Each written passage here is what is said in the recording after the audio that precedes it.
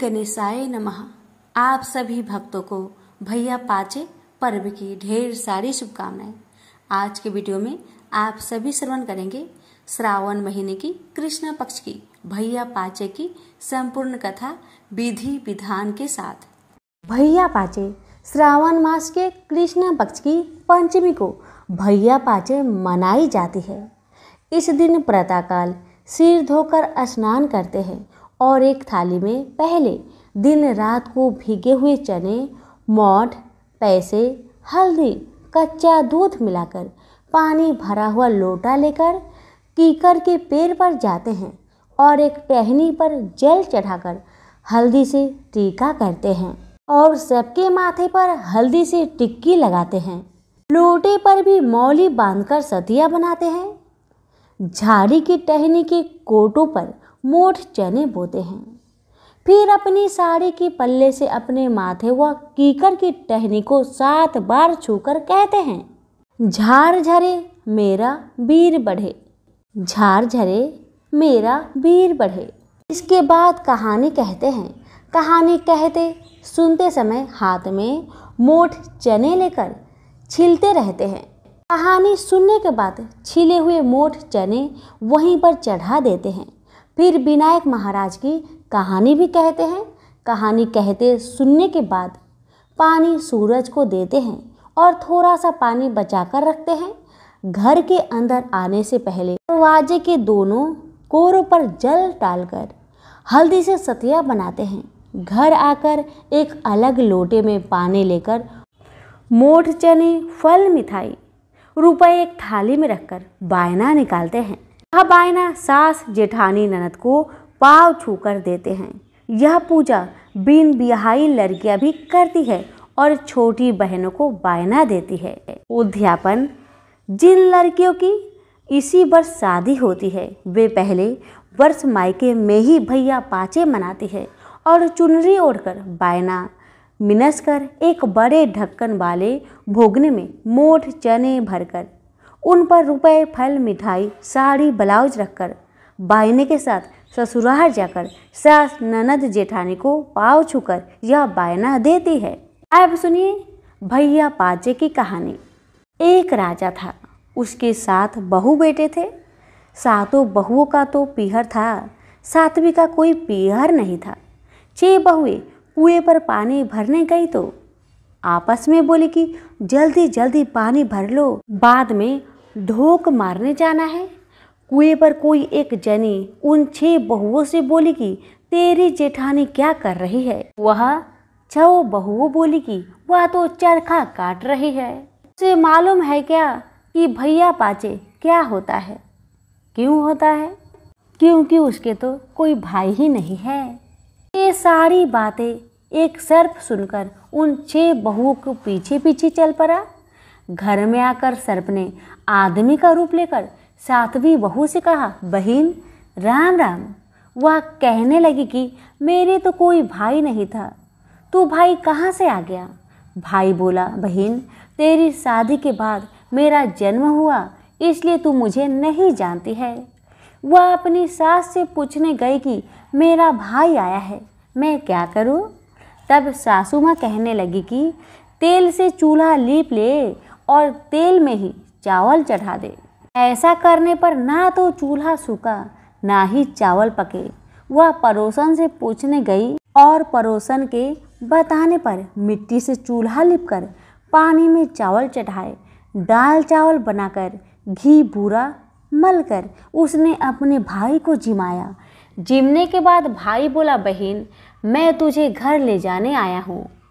बहन को साथ लेकर जब भाई जंगल में जाकर बहन से बोला कि अब मैं सर्प बनूंगा और तुम डरना नहीं, मेरी पूंछ पकड़कर बाबी के अंदर मेरे पीछे पीछे आ जाना। बाबी में पहुंचने के बाद भाई बहन से बोलने लगे, हमारी बहन आई है। भाभी बोली, हमारी ननद आई है। भतीजे बोले, हमारी बुआ आई है। माँ हर रोज अपने बच्चों को घंटी बजाकर बुलाती और उनके आने पर उन्हें दूध पिलाती थी और वह देखती रहती थी। एक दिन वह माँ से छोटे बहन भैया को दूध पिलाने की जिद करने लगी तो माँ बोली, ले दूध तो पिला ले, परंतु गर्म दूध पर घंटी मत बजाना। उसने गलती से गरम गरम दूध पर घंटी बजा दी, जिसके पीने से किसी की जीभ, किसी की पूंछ और किसी का फन जल गया। तब सब गुस्से से बोले कि हमें इसने जलाया है, अब हम इसे खाएंगे। यह सुनकर माँ बोली, इससे गलती हो गई, मैं इसकी तरफ से माफ़ी मांगती हूँ और इसको छोड़ दो। उसकी भाभी के लड़का हुआ तो भाभी बोली, मांगो ननद, तुम्हें क्या चाहिए। ननद के मांगने पर भाभी ने अपना 9 लक्खा हार ननद को दे दिया और कहा कि अगर तुम यह पहनोगी तो हार ही रहेगा, यदि कोई और पहनेगा तो उसके गले में सर्प बन जाएगा। राजा का लड़का उसे लेने आया तो उसने भगवान से प्रार्थना किया कि हे भगवान, उस बाबे की जगह महल चौबारे बना दो। जब उन्हें वहाँ रहते रहते 2.5 दिन हो गए तो राजा का लड़का पत्नी को लेकर जाने के लिए बोला। विदा करते समय उन्होंने उसे बहुत दास दासी, हाथी घोड़े, धन दौलत देकर विदा किया, परंतु जाते समय राजा का लड़का अपनी धोती भूल गया और रास्ते में याद आने पर लड़का पत्नी से बोला कि मैं अपनी धोती वापस लेकर आता हूँ। तब पत्नी बोली कि उन्होंने हमें इतना सब कुछ विदाई में दे दिया है, फिर भी अपनी पुरानी धोती लेने जाओगे तो मेरी भाभियाँ क्या कहेंगी। उसने कहा कि ऐसा नहीं होता कि नई मिल जाने के बाद पुरानी छोड़ देनी चाहिए, और मैं तो अपनी पुरानी धोती जरूर ही ले आऊँगा। राजा के लड़के ने वहाँ पर जाकर देखा कि ना तो वहाँ पर कोई महल है, ना चौबारा, और उसकी धोती कीकर के पेड़ पर लटक रही है। यह देखकर राजा का लड़का पत्नी पर तलवार तानकर खड़ा हो गया कि या तो सब सच सच बता, नहीं तो मैं तुझे मार दूंगा। तब पत्नी ने राजा को बताया कि कुएं पर देवरानी जेठानी बोली मार रही थी कि भैया पाचे क्या जानूं, क्योंकि मेरे तो पीहर ही नहीं था। यह सब सर्प देवता सुन रहे थे और वही मेरा धर्म भाई है, वही मेरे धर्म भाई बने। आपके आने की सुनकर मैंने तो भगवान से सिर्फ 2.5 दिन का पीहर मांगा था। घर आने के बहुत दिनों बाद बहू के लड़का हुआ तो उसकी ननद भी बहू के पूछने पर बोली कि मैं तो वही 9 लक्खा हार लूँगी जो तुम अपने पीहर से लाई हो। तब बहू बोली कि तुम और कुछ मांग लो, मैं सब कुछ दे दूँगी, पर यह हार नहीं दूँगी। यह हार तो मेरे 2.5 दिन के मांगे पीहर का हार है। अगर मैं यह पहनूंगी तो सोने का रहेगा और कोई और पहनेगा तो यह सर्प बन जाएगा। तब ननद बोली कि मैं लूँगी तो यही हार, वरना नहीं, नहीं तो कुछ भी नहीं लूँगी। तब बहू ने हार ननद को दे दिया। जब ननद हार पहनने लगी तो वह सर्प बन गया। यह देखकर बहू बोली कि मैंने तो तुम्हें पहले ही बता दिया था कि यह मेरे 2.5 दिन के मांगे पीहर का हार है। और ननद को पूरी आप बीती बताई कि किस तरह यह हार मुझे मिला और कैसे मेरा 2.5 दिन का मांगा पीहर था। यह सब सुनकर तब ननद बहू से बोली कि भाभी, क्या सच में ही भैया पाचे में इतना सत है, विश्वास नहीं होता। तब बहू के ससुर ने नगर में ढिंढोरा पिटवा दिया कि लगते श्रावण की पंचमी को सब कोई भैया पाचे मनाए। चने मोठ भिगोए, कीकर के झाड़ में पिरोई और चने मोठ से धोख मारकर इन्हीं का बायना मिन से। जैसे भगवान ने उनकी सुनी वैसी सबकी सुने। फिर विनायक बाबा की कहानी कहे और सुने। प्रेम से बोलिए नाग देवता की जय, भैया पाचे की जय। मैना, बिहुला, भवानी, बिसहर और पद्मा 5 बहनें थी। इनका जन्म सोनदह के माया तालाब में भगवान शंकर के स्नान करने के दौरान उनकी टूटी जटा से हुआ बताया जाता है। ये 5 बहनें मृत्यु लोक में अपनी पूजा कराने की महत्वाकांक्षा पाली हुई थी। इस बाबत भगवान शंकर ने उन्हें बताया था कि मृत्यु लोक में चांद सौदागर नाम का एक व्यक्ति है जो धार्मिक प्रवृत्ति का है। वह यदि उन 5 बहनों की पूजा देना स्वीकार कर लेगा तो मृत्यु लोक में सब उनकी पूजा करने लगेंगे। पांचों बहनें चांद सौदागर के पास जाकर मांग की। जब मंत्रा की तो चांद सौदागर ने वैसा करने से इनकार कर दिया। उसके इस व्यवहार से क्रोध होकर बिसहर ने इस अपमान का बदला लेने का निश्चय कर लिया। वह भेष बदलने में माहिर तो थे ही, लिहाजा वह बिसहर ब्राह्मण का भेष धारण कर अक्सर चांद सौदागर के पास आने लगी। ब्राह्मण बिसहर स्वयं निसंतान था, इस कारण चांद सौदागर भीतर से उसे घृणा करता था। चांद सौदागर के 6 पुत्र थे। उनके घर आकर ब्राह्मण भेषधारी बिसहर जिस जगह पर बैठता था, उसके चले जाने के बाद चांद सौदागर उस जगह की मिट्टी कटवा कर हटवा देता और नई मिट्टी डालकर उस जगह को गोबर से लिपवा देता था। यह जानकर ब्राह्मण बिसहर ने सोचा कि संतान होने के कारण ही यह सौदागर मेरा इतना अपमान कर रहा है और बाहर से भक्ति भाव दिखलाता है। बिसहर ने चांद सौदागर से इसका बदला उसे भी निसंतान बनाकर लेने का निश्चय कर लिया। सौदागर ने जब बड़े बेटे का विवाह किया तो सुहाग रात में ही बिसहर ने सांप भेजकर उसे कटवा दिया, जिससे उसकी मृत्यु हो गई। चांद सौदागर के 6 पुत्र बारी बारी से सुहाग रात में ही सर्पदंश का शिकार होकर मर गए। वह भी अब बिसहर की तरह निसंतान हो गया। घर में 6 विधवा बहुएं अपने दुर्भाग्य पर छाती पीटती रही। उसकी इस दुर्दशा पर ब्राह्मण भेषधारी बिसहर मन ही मन खुशी थी। कुछ समय बाद चांद सौदागर को फिर एक पुत्र हुआ, जिसका नाम रखा गया बाला लखंदर। चूंकि पहले ही उसके 6 पुत्र शादी के बाद सुहाग रात में ही सर्पदंश से मर चुके थे, इसलिए चांद सौदागर बाला लखंदर का विवाह करना नहीं चाहता था। मन भेषधारी बिसहर बाला लखंदर को भी मौत देने का उपाय सोचने लगी। वह चांद सौदागर का गुरु तो था ही, लिहाजा सौदागर की मति फेरते हुए उसे बाला लखंदर की शादी के लिए राजी करा लिया। बाला लखंदर का विवाह बिहुला से हुआ। इसमें भी बिसहर भेषधारी की महत्वपूर्ण भागीदारी रही। बिहुला सब कुछ जान रही थी। उसने अपने पिता बेचू साहू से कहा कि चांद सौदागर के 6 बेटे सुहाग रात में ही सर्पदंश के शिकार होकर मर चुके हैं। उसके 7वें बेटे बाला लखंदर से मेरा विवाह होने जा रहा है, इसका भी वही हाल होगा, इसलिए इसका पहले ही कोई उपाय किया जाए। बिहुला के ऐसा कहने पर चांद सौदागर को एक संदेश भेजकर बेचू साहू ने एक पत्र भेजकर उनसे ऐसा घर बनवाने को कहा कि जिसमें कहीं भी एक छोटा छिद्र भी नहीं रहे। पात्र पाते ही घर बनाना शुरू हुआ। कारीगर को कड़ी दिहाई दे गई कि कहीं भी छिद्र नहीं रहे, अन्यथा कारीगर को पूरे परिवार समेत मौत के घाट उतार दिए जाएंगे।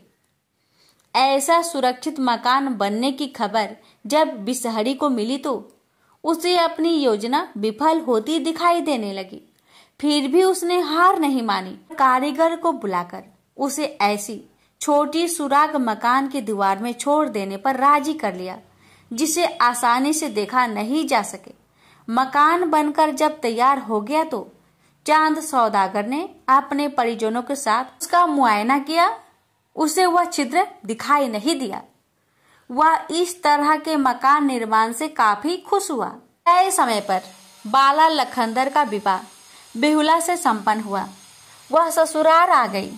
बिसहरी भी ब्राह्मण भेष में चांद सौदागर के घर आया और बारीक नजरों से नए बने मकान का निरीक्षण करने लगा। चांद सौदागर इस बात को समझ नहीं पाया। बिहुला जब सुहाग रात के लिए चली तो अपने पिता से एक कुत्ता, एक बिलार, एक नेवला, एक गरुड़, एक घोड़ा और अगर चंदन की लकड़ी मांगकर साथ में लेती आई। अगर चंदन में ऐसा गुण था कि यदि सर्प के काटने से कोई मर जाता तो उसे घिसकर पिला देने से वह जीवित हो जाता।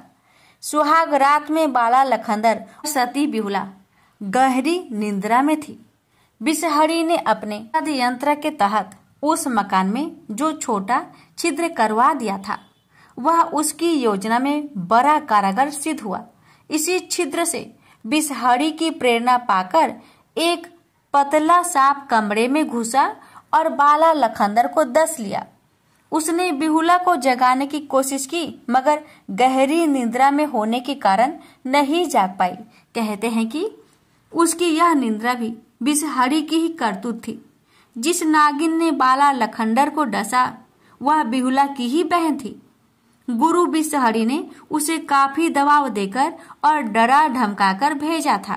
डसने के बाद वह भागी नहीं, पलंग के नीचे स्थिर रहकर वह रोने लगी। बाला लखंदर के प्राण पेखरू उड़ चुके थे। बिहुला नींद में पड़ी रही और उसके द्वारा इस स्वाभाविक विपदा से बचने के लिए अपने मायके से लाई गई वे पांचों चीजें व्यर्थ साबित हुई। जब बिहुला की नींद खोली तो बाला लखंदर को मृत देख वह छाती पीटकर रोने लगी। उसकी यह दशा देख उसके पति को डसने वाली नागिन ने उसे सांत्वना देते हुए कहा कि तुम रो मत, यदि कहोगी तो मैं अभी तुम्हारे पति को जीवित कर दूंगी, लेकिन बिसहरी की दुर्गति नहीं हो पाएगी। बिसहरी के कारण ही तुम्हारे 6 सेठ और पति मरे हैं। तुम्हें इसका बदला लेना है। धीरज रखो, अपने पति की लाश को लेकर शीघ्र इंद्रलोक के लिए प्रस्थान कर जाओ। उधर बाला लखंदर की मृत्यु की खबर सुनते ही चांद सौदागर की हवेली में कोहराम मच गया। चांद, साहू और मां मातेश्वरी समेत 6 विधवा भौजाइयां छाती पीट पीट कर रोने लगी। सती बिहुला में इतनी क्षमता थी कि वह अपने पति को तत्क्षण जिंदा कर सकती थी, लेकिन ऐसा करके वह अपने 6 जेठों को जिंदा नहीं कर पाती। लिहाजा अपने पति की लाश के साथ 2 मटकी दही और केला के 4 पौधे लेकर इंद्रलोक के लिए प्रस्थान कर गई। दौरान जिस नागिन ने बाला को डसा था बिहुला ने उसे भी अपने जूरे में बांध लिया। बिलार को भी साथ में ले लिया। कुत्ता, न्योला और गरुड़ को छोड़ दिया। गंगा किनारे जाकर केला के पौधे का बेरा बनाया, उस पर अपने पति की लाश रख बिलार को बैठाकर अपने गंग तत्व पर निकल गई। लाश पर दही का लेप चढ़ाती रही ताकि लाश खराब ना हो। बीच बीच में बिलार से लाश पर लगी दही चटवाकर लाश को साफ करने के बाद पुनः दही का लेप चढ़ा दिया करती थी। 12 वर्ष की यह यात्रा थी। रास्ते में कई लोग ने उसे विवाह का प्रलोभन भी दिया, लेकिन पतिव्रता बिहुला ने इस प्रलोभनों पर कोई ध्यान नहीं दिया। इधर बिसहर के क्रोध के कारण चांद सौदागर की संपत्ति नष्ट हो गई और पति पत्नी दोनों अंधे हो गए। 12 वर्षों तक बिहुला निर्जला उपवास करती रही। बिहुला की एक मौसी थी, उसका नाम रेघवा था। उसका पता ठिकाना पूछती हुई वह उसके पास गई, सारा हाल कह सुनाया। वह उसकी पति की लाश कुछ समय के लिए रखने के लिए राजी हो गई और बिहुला को अकेले ही इंद्रपुरी जाने की सलाह दी। उसने बिहुला को यह रहस्य भी बताया कि रास्ते में नैतिया नाम की एक धोबिन है जो इंद्रपुरी का कपड़ा धोती है। वह महा राक्षसनी है, वह देखते ही तुम्हें खा सकती है, इसलिए उसके पास जाते ही तुम उससे मौसी का रिश्ता बना लेना, ते तुम्हारा काम बन जाएगा। बिहुला वहां से नैतिया धोबिन के पास गई और नैतिया ने बिहुला से कहा कि उसकी तो कोई बहन ही नहीं है, तो वह उसकी बिहुला किध मौसी कैसे हुई। इस पर बिहुला ने नैतिया को जवाब दिया, उसके विवाह के बाद उसकी माँ की पैदाइश हुई थी। जब आप अपनी बहन को नहीं देखी तो वो कैसे पहचानेगी। बिहुला से ऐसा सुनकर नैतिया को विश्वास हो गया वह उसकी बहन की ही बेटी है। वह उसे अपने घर ले गई और भोजन के लिए कहा। बिहुला तो निर्जला व्रत रखी हुई थी, सच्चाई बता देने पर खतरा था, इसलिए उसने भोजन के लिए हाँ कह दिया। वह जब उसे खिलाने ले गई तो पहले हाथ मुंह धोने के लिए 1 लोटा पानी दिया और थाली में भोजन रख दिया। बिहुला ने लोटा के पानी को हाथ पैर धोने में ही खर्च कर दिया। इस तरह नैतिया जब तक दोबारे पानी लेने बाहर गई तो बिहुला ने मौका पाकर धरती से प्रार्थना की। धरती फट गई और उसने खाना उसी में डाल दिया। पानी लेकर नैतिया लौटी तो थाली खाली देखकर उससे पूछा कि इतना जल्दी कैसे भोजन कर लिया। इस पर बिहुला ने कहा कि बड़ी भूख लगी थी सो जल्दी खा लिया। नैतिया बिहुला को घर पर ही छोड़ कपड़ा देने इंद्रपुरी चली गई। घर में दूसरा कोई नहीं था। बिहुला ने एक घर में जाकर देखा तो पाया कि वहां उसके पति और 6 जेठ की कटिया में मक्खी की तरह भनभना रहे हैं। देखकर वह नेतिया के कमरे में आकर सो गई। उधर नेतिया ने इंद्रपुरी में बताया कि उसके घर उसकी बहन की एक छोटी बेटी आई हुई है, इसी कारण यहाँ आने में देर हुई। यह कपड़ा भी उसी ने ही तहाया है। इंद्र के आदेश पर नेतिया घर लौटी और बिहुला को बुलाकर इंद्रपुरी ले गई। इंद्र ने नेतिया से कहा कि वह बिहुला को यहीं छोड़कर जाए और कल आकर इसे ले जाए। नेतिया वापस घर लौट गई। बिहुला ने सारी आप बीती देवराज इंद्र को सुना दिया। उन्होंने बिहुला से कहा कि जो इच्छा हो मांग लो। इस पर बिहुला ने कहा कि उसका सिंदूर लौटाया जाए, 6 जेठों को जिलाया जाए और बिसहर को उसके हाथों सौंप दिया जाए। तब इंद्र ने पूछा कि बिसहर को लेकर वह क्या करेगी। इस पर उसने कहा कि बिसहर को उसको जो करना होगा वही करेगी। बिसहर उसे नहीं दिया जाएगा तो वह कुछ नहीं लेगी। इंद्र के मृत्यु लोक से बिसहर को तुरंत इंद्रलोक लाने का आदेश दिया। बिसहर इंद्रलोक लाया गया।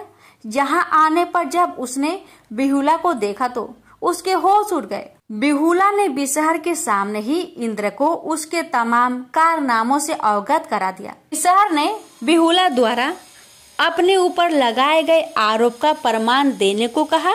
बिहुला ने इसके लिए कुछ समय की मांग की।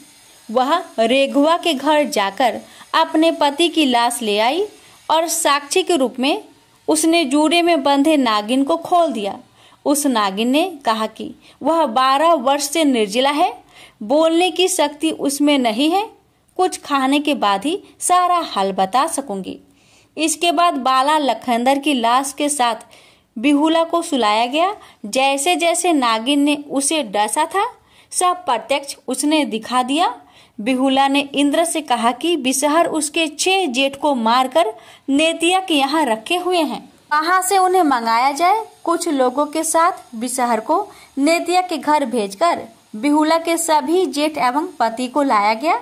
इंद्र महाराज ने उन्हें फिर से जीवित कर दिया। बिहुला इंद्र की आज्ञा लेकर पति और 6 जेठ के साथ अपने घर की ओर वापस चली। सारा सामान बिसहर के सिर पर लादकर उसके गले में डोरी बांध ले चली। रास्ते में बिसहर की काफी दुर्गति हुई। पति की लाश के साथ इंद्रलोक आने के क्रम में जिन लोगों ने उसे प्रलोभन दिया था सबों को बारी बारी से मुंह से फूंक फूंक कर जला दिया। अंत में वह अपने नगर में आई और अपने पतिव्रत्य धर्म के बल पर सारी नष्ट हुई संपदा को वापस ले आई। सास ससुर को जब स्नान कराया तो उनका अंधापन दूर हो गया। सास और ससुर को उनका 7 बेटा सामने खड़ा कर दिया। इसके बाद डोरी में बंधे बिसहरी को खिलाते हुए कहा, आपके गुरु महाराज है, लीजिए दर्शन कर लीजिए। इतना कहकर गड्ढा खुदवाकर बिसहर को उसमें दफन कर दिया गया। कुछ वर्षों तक राज करने के बाद बाला लखेंदर और बिहुला इंद्र आसन प्रस्थान किए और चांद सौदागर के सभी 6 पुत्र एवं पुत्र वधू आनंद पूर्वक जीवन बिताने लगे। आज भी सती बिहुला का नाम आदर के साथ लिया जाता है। अब सुनिए सभी व्रतों में सुनी जाने वाली गणेश जी और लापसी तापसी की कथा। तो आइए पहले सुनते हैं गणेश भगवान की व्रत कथा। बात उस समय की है जब परशुराम ने अपनी प्रतिज्ञा के अनुसार पृथ्वी को क्षत्रियों से रहित कर दिया था। तब वे अपने गुरु भूतनाथ के चरणों में प्रणाम करने और गुरु पत्नी अम्बा तथा उनके नारायण तुल्य दोनों गुरु पुत्र कार्तिकेय और गणनायक को देखने की लालसा से कैलाश पहुँचे। वहाँ उन्होंने अत्यंत अद्भुत कैलाशपुरी का दर्शन किया। अपने गुरु की उस दिव्य पुरी के दर्शन कर रेणुकानंदन आनंद विभोर हो गए। फिर उन्होंने शिव का 15 योजन ऊंचा और 4 योजन विस्तृत अत्यंत सुंदर आश्रम देखा। परशुराम वहां सबसे मिले और उन्होंने सबसे बात की। इसके बाद वे नंदीकेश्वर से आज्ञा प्राप्त कर प्रसन्नता पूर्वक आश्रम के भीतर प्रविष्ट हुए।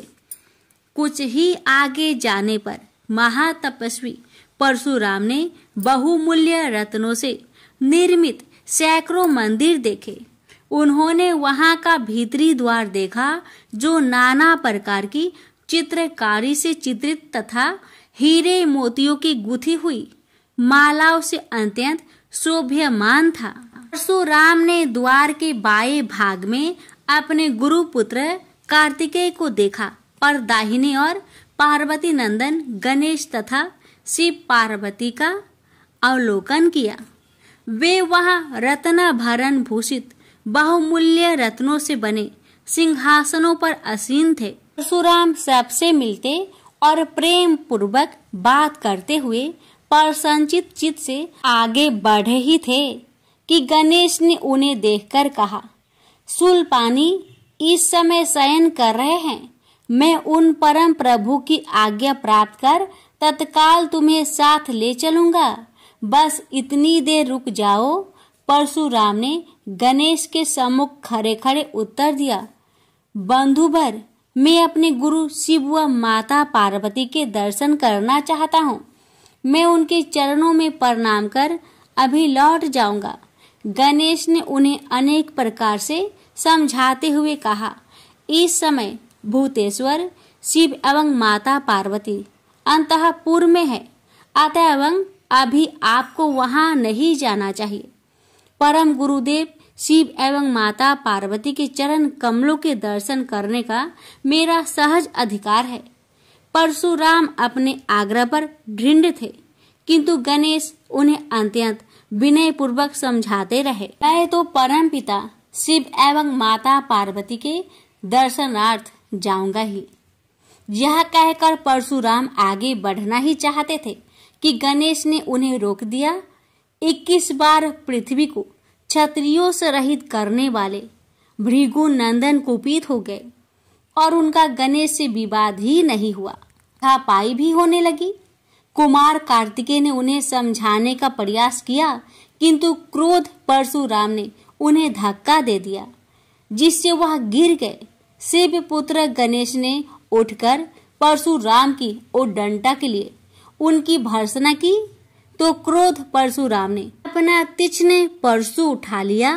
तब गणेश ने अपनी सूंड बढ़ाकर उन्हें उसमें लपेट लिया और घुमाने लगे।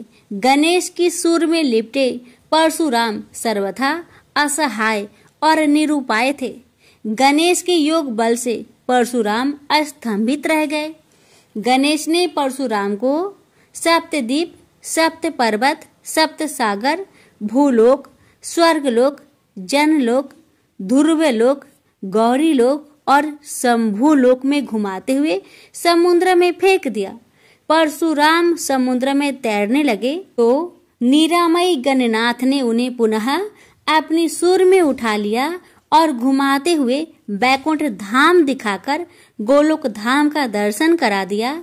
वहां परशुराम ने मंद मंद मुस्कुराते हुए बंसी विभूषित नव निरत श्री कृष्ण के साथ रासवेड़ी राधा का दर्शन किया, तो वे बार बार उनके मंगलमयी चरण कमलों में प्रणाम करने लगे।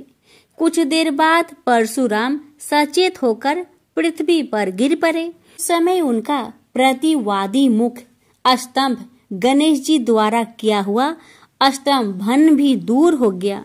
तब उन्होंने अपने अभीष्ट देवता श्री कृष्ण के जगत गुरु शिव द्वारा प्रदत्त परम दुर्लभ स्रोत एवं कवच का स्मरण किया और संपूर्ण शक्ति से सूर्य की प्रभा के तुल्य तीक्ष्णतम अपने परशु से गौरी नंदन पर प्रहार कर दिया। गणेश ने अपने परम पूज्य पिता के अमोघ अस्त्र का सम्मान करने के लिए उसे अपने बाएं दांत से पकड़ लिया। शिव शक्ति के प्रभाव से वह तेजस्वी परशु गणेश के बाएं दांत को समूल काट कर पुनः रेणु का पुत्र परशुराम के हाथ में लौट आया। गणेश का दांत टूटते ही भयानक गर्जना हुई और रक्त का फवारा फूट पड़ा। मुंह से निकलकर रक्त से सना दांत भूतल पर गिर पड़ा। उस समय धरित्री कांप उठी।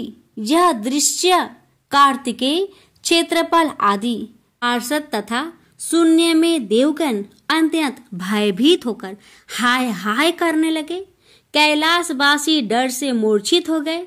निंद्रापति सुधत्मा शिव की निंद्रा भंग हुई। बेटा यह क्या हुआ? दौड़ी हुई पार्वती आई तो उन्होंने अपने पुत्र गणेश के टूटे दांत तथा रक्त से सने हुए मुंह को देखा और देखा कि उनके हृदय खंड गणेश क्रोध शून्य परम शांत लज्जा से सिर झुकाए खड़े हैं। अत्यंत व्याकुल होकर उन्होंने स्कंद से पूछा, क्या बात है?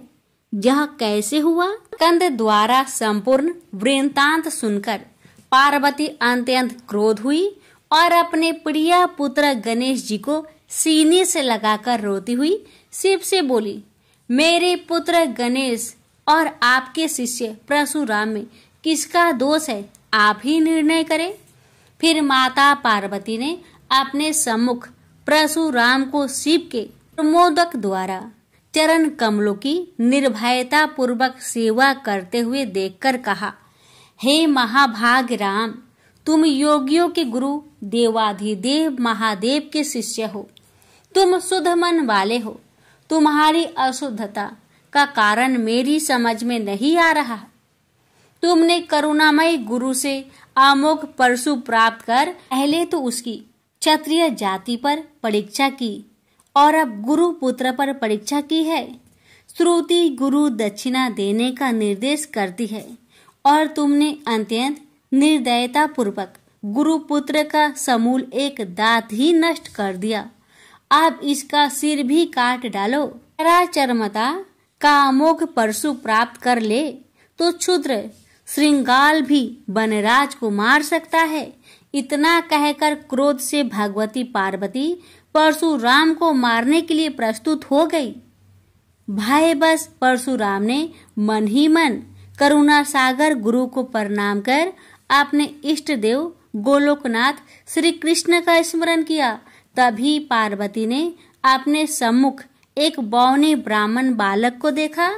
उस पर तेजस्वी ब्राह्मण बालक को देखकर आतुरता से भगवान शंकर ने भक्ति पूर्वक मस्तक झुकाकर प्रणाम किया। उसके बाद माता पार्वती ने भी उसे प्रणाम किया। परम तेजस्वी ब्राह्मण बालक ने शिव एवं पार्वती को शुभ आशीर्वाद प्रदान किया। यह दृश्य देखकर कैलाशवासी बालक बालिकाएं भयभीत एवं चकित हो गए। फिर भगवान शंकर ने उनका पूजन किया। वे वामन भगवान रत्न सिंहासन पर विराजमान थे। उनका उत्कृष्ट तेज सर्वत्र फैल रहा था। भगवान शंकर ने मधुर शब्दों में कहा, आज मेरा परम सौभाग्य है जो आपने कृपा पूर्वक मेरे यहाँ पधारकर मुझे सेवा का अवसर प्रदान किया है। सुतोष शिव की मधुर वाणी से प्रसन्न होकर ब्राह्मण बाल रूपी स्वयं श्री हरि ने गंभीर स्वर में कहा, आप लोग की वर्तमान स्थिति जानकर मैं श्वेत द्वीप से आ रहा हूँ। मेरे भक्तों का कभी अमंगल नहीं होता। मेरा सहस्त्र सार उनके रक्षार्थ प्रतिक्षण प्रस्तुत रहता है, किंतु गुरु के रुष्ट होने पर मैं विवश हो जाता हूँ। गुरु की अवहेलना बलवती होती है। विद्या और मंत्र प्रदान करने वाला गुरु अभिष्ट देव से 100 गुना श्रेष्ठ है। गुरु से बढ़कर कोई देवता नहीं है, पार्वती से बढ़कर कोई पतिव्रता नहीं है तथा गणेश से उत्तम कोई जितेंद्रिय नहीं है। भृगु नंदन ने गुरु पत्नी एवं गुरुपुत्र की अवहेलना कर दी है, उसी का मार्जन करने के लिए मैं यहाँ उपस्थित हुआ हूँ। श्री हरि ने भगवान शंकर के बाद भगवती पार्वती से कहा, तुम जग जननी हो, तुम्हारे लिए गणेश, कार्तिकेय और परशुराम भी पुत्र तुल्य है। इन परशुराम ने स्नेह के प्रति शिव और तुम्हारे मन में भेद नहीं है। आता एवं जो उचित समझो करो। देव बड़ा प्रबल होता है। बालकों का यह विवाद तो देव दोष से ही घटित हुआ है। तुम्हारे इस प्रिय पुत्र का एक दंत नाम वेदों में प्रसिद्ध है। फिर श्री हरि ने परशुराम से कहा, राम, तुमने क्रोधवश शिवा पुत्र गणेश का दांत तोड़कर अनुचित किया है। इस कारण तुम निश्चय ही अपराधी हो। ये सर्वशक्ति स्वरूपा पार्वती प्रकृति से परे और निर्गुण है। श्री कृष्ण भी इन्हीं की शक्ति से शक्तिशाली हुए हैं। ये समस्त देवताओं की जननी है। तुम इनकी स्तुति कर इन्हें संतुष्ट करो। इतना कहकर श्री हरि बैकुंठ के लिए प्रस्थान कर गए। परशुराम ने भी स्नान कर शुद्ध वस्त्र धारण कर लिए। वह हाथ जोड़कर गुरुदेव के चरणों में प्रणाम कर सिर झुकाए जगजननी गौरी का स्तवन करने लगे। भक्तवर परशुराम के संपूर्ण अंग पुलकित थे और उनके नेत्र से अश्रु प्रवाहित हो रहे थे। इस प्रकार करुण प्रार्थना करते हुए अंत में परशुराम ने कहा, जगजननी, रक्षा करो, रक्षा करो, मेरे अपराध को क्षमा कर दो। भला कहीं बच्चे के अपराध करने से माता कुपित होती है। यह कहकर परशुराम ने माता पार्वती के चरणों में प्रणाम कर अत्यंत दुखी होकर रोने लगे। परशुराम की करुण प्रार्थना से करुणामयी पार्वती का हृदय द्रवित हो गया। उन्होंने प्रीति पूर्वक परशुराम को अभय दान देते हुए कहा, बेटा, अब शांत हो जाओ। आशुतोष के अनुग्रह से तुम्हारी सर्वत्र विजय हो। सर्वतरात्मा श्री हरि तुम पर सदा प्रसन्न रहे। गुरुदेव शिव में तुम्हारी भक्ति सुदृढ़ रहे। तुम अमर हो जाओ। इसी प्रकार दयामयी पार्वती ने परशुराम को आशीर्वाद दिया और वे अपने अंतपुर में चली गई। उस समय वहां श्री भगवान के मंगल नाम का उच्च घोष होने लगा। फिर परशुराम ने एक दंत गणेश का स्तवन किया और गंधे, पुष्प, धूप, दीप एवं तुलसी रहित नैवेद्य आदि से लंबोदर की प्रीति पूर्वक पूजा की। परशुराम ने भक्ति भाव से भाई गणेश को संतुष्ट कर माता पार्वती एवं कृपा सिंधु त्रिलोचन के चरणों में प्रणाम किया। फिर उन्होंने गुरु की आज्ञा प्राप्त कर प्रसन्नता पूर्वक वहां से प्रस्थान किए। प्रेम से बोलिए गौरी पुत्र गणेश भगवान की जय। हर हर महादेव। माता पार्वती की जय। लापसी तपसी की कथा। एक लापसी था, एक तपसी था। तपसी हमेशा भगवान की तपस्या में लीन रहता था। लापसी रोजाना सवा सेर की लापसी बनाकर भगवान का भोग लगाकर जीम लेता था। एक दिन दोनों लड़ने लगे। लापसी बोला, मैं रोज भगवान की तपस्या करता हूँ, इसलिए मैं बड़ा हूँ। लापसी बोला कि मैं रोज भगवान को सवा सेर लापसी का भोग लगाता हूँ, इसलिए मैं बड़ा हूँ। नारद जी वहां से गुजर रहे थे। दोनों को लड़ता देखकर उनसे पूछा कि क्यों तुम लड़ रहे हो। लापसी ने खुद को बड़ा होने का कारण बताया और तपसी ने अपना कारण बताया। नारद जी बोले, तुम्हारा फैसला मैं कर दूंगा। दूसरे दिन लापसी और तपसी नहाकर अपनी रोज की भक्ति करने आए तो नारद जी ने छुपकर 1.25 करोड़ की एक एक अंगूठी उन दोनों के आगे रख दी। तपसी की नजर जब अंगूठी पर पड़ी तो उसने चुपचाप अंगूठी उठाकर अपने नीचे दबा ली। लापसी की नजर अंगूठी पर पड़ी लेकिन उसने ध्यान नहीं दिया। भगवान को भोग लगाकर लापसी खाने लगा। नारद जी सामने आए तो दोनों ने पूछा कि कौन बड़ा। तो नारद जी ने तपसी को खड़ा होने को कहा। वो खड़ा हुआ। तो उसके नीचे दबी अंगूठी दिखाई पड़ी। नारद जी ने तपसी से कहा, तपस्या करने के बाद भी तुम्हारी चोरी करने की आदत नहीं गई, इसलिए लपसी बना है और तुम्हें तुम्हारी तपस्या का कोई भी फल नहीं मिलेगा। तपसी शर्मिंदा होकर माफी मांगने लगा। उसने नारद जी से पूछा, मुझे मेरी तपस्या का फल कैसे मिलेगा? नारद जी ने कहा, यदि कोई गाय और कुत्ते की रोटी नहीं बनाएगा तो फल तुझे मिलेगा। यदि कोई ब्राह्मण को भोजन करवाकर दक्षिणा नहीं देगा तो फल तुझे मिलेगा। यदि कोई साड़ी के साथ ब्लाउज नहीं देगा तो फल तुझे मिलेगा। यदि कोई दिए से दिया जलाएगा तो फल तुझे मिलेगा। यदि कोई सारी कहानी सुने लेकिन तुम्हारी कहानी नहीं सुने तो फल तुझे मिलेगा। उसी दिन से हर व्रत कथा कहानी के साथ लपसी तपसी की कहानी भी सुनी और कही जाती है। प्रेम से बोलिए लक्ष्मी नारायण की जय।